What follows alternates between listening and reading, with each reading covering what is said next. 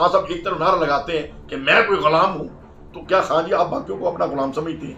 Chief justice साहब का फैसला है, तो लिहाजा हम ने यही कहना है कि ये इलेक्शन 8 फरवरी का है, उन्होंने 8 फरवरी को होने ही होने हैं, चूंकि चीफ जस्टिस साहब ने कहा है। और बेगमात भला जिसको मर्जी कहती फिर कि नहीं होने, लेकिन हम यही कहेंगे।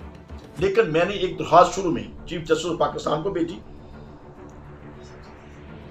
सदर पाकिस्तान को भेजी, चीफ इलेक्शन कमीशन को भेजी, मेरे पास उसका प्रूफ मौजूद है, उनके पास मेरे लेटर पहुंचे हुए। ये 2 महीने पहले की बात है कि उस वक्त तक इलेक्शन ना कराएं जब तक आप 2-3 काम ना कर दें।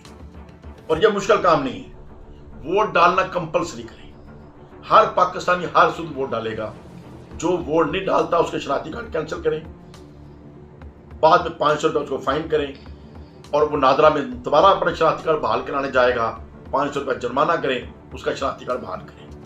हर एक जिसका शनाख्ती कार्ड बना हुआ है वो वोट हर सूद डालेगा, जो नहीं वोट डालता उसका कार्ड कैंसिल करें, उसको पनिशमेंट दें। सेकंड ये है कि टिकट देने का अख्तियार ये पार्टी सरबराह के पास या किसी कमेटी के पास नहीं होना चाहिए। टिकट देने का अख्तियार उस कॉन्स्टिट्यूंसी के, उस पार्टी के वर्करों के पास होना चाहिए।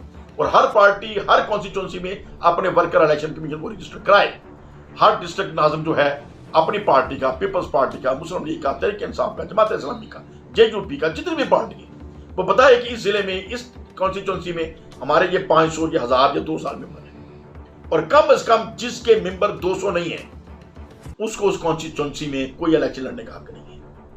मिनिमम 200 मेंबर आपका हर सूरत एमपी की कॉन्स्टिट्यूंसी में होना चाहिए। अगर कम से कम 200 मेंबर है तो फिर आप अपना कैंडिडेट उधर दें।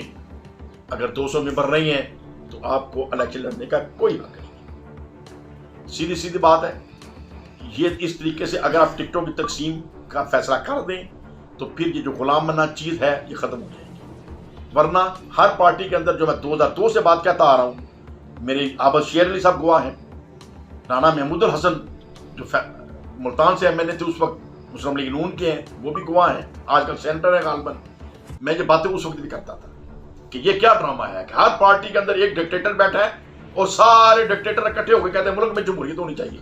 पार्टियों के अंदर जमहूरियत है नहीं और मुल्क में जमहूरियत होनी चाहिए। पार्टियों के अंदर जमहूरियत कैसे आएगी? जब आप किसी एक खानदान की ग्रिप खत्म करेंगे। और नवाज शरीफ साहब, जरदारी साहब, इमरान खान साहब उसी तरीके से एक पार्टी में वर्कर होने चाहिए जिस तरीके से बाकी वर्कर है। एहतराम जिसका एहतराम होता है, लोग उसको एहतराम देते ही देते हैं, लेकिन उसका यह इख्तियार नहीं होना चाहिए कि जो मर्जी वो करें। ये नहीं कि जैसे इमरान खान साहब ने सब ने कहा असेंबलियों से इस्तीफे आप ना दें, वो अकेला डट के नहीं, फिर मैं असेंबलियों से जा रहा हूं। तो ये तो फिर जब आप खान साहब एक तरफ नारा लगाते हैं कि मैं कोई गुलाम हूं, तो क्या खान जी आप बाकियों को अपना गुलाम समझते हैं? तो बहरहाल ये प्रॉब्लम मुस्लिम लीग नून के अंदर भी है, ये प्रॉब्लम पीपल्स पार्टी के अंदर भी है कि हर लीडर अपने वर्करों को अपना गुलाम समझते हैं।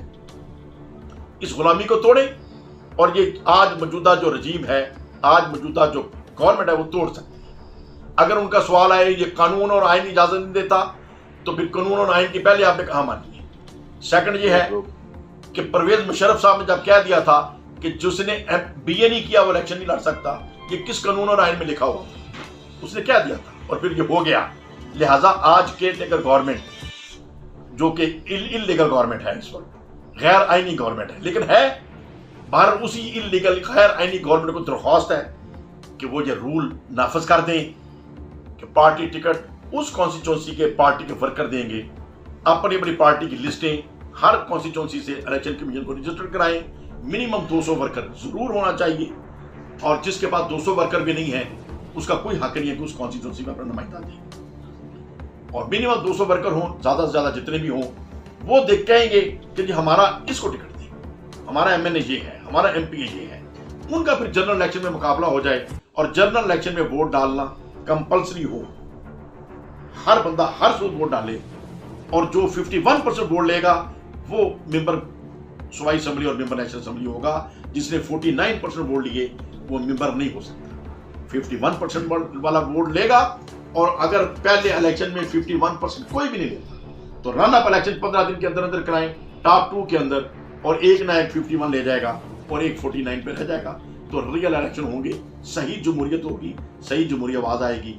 अल्लाह ताला हमारे पाकिस्तानियों को भी समझ अता फरमाए अक़वाम आलम को समझ अता फरमाए, पाकिस्तान के अंदर भी अमन हो, दुनिया के ऊपर अंदर भी अमन हो, और तमाम मज़ाहब एक दूसरे का एहतराम करना सीखें, तमाम मज़ाहब एक दूसरे का एहतराम करना सीखें, इंसानियत सीख लें।